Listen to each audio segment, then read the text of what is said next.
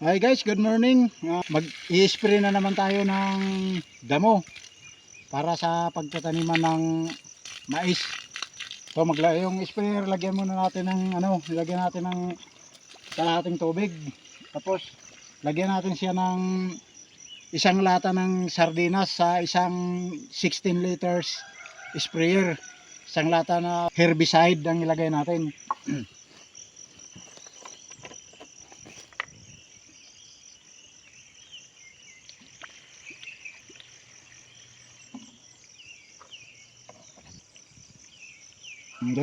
Dito lang karami sa 16 liters na tubig.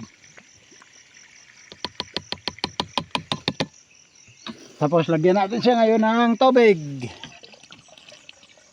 Hina yung tubig.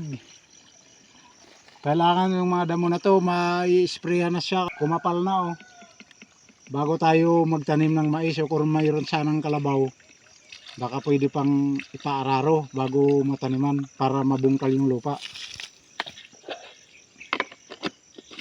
Mag-umpisa na tayo mag-spray mga idol.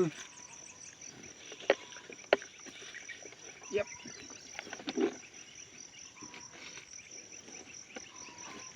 Ay, dito tayo muna sa baba mag-umpisa. Baka matamaan yung rambutan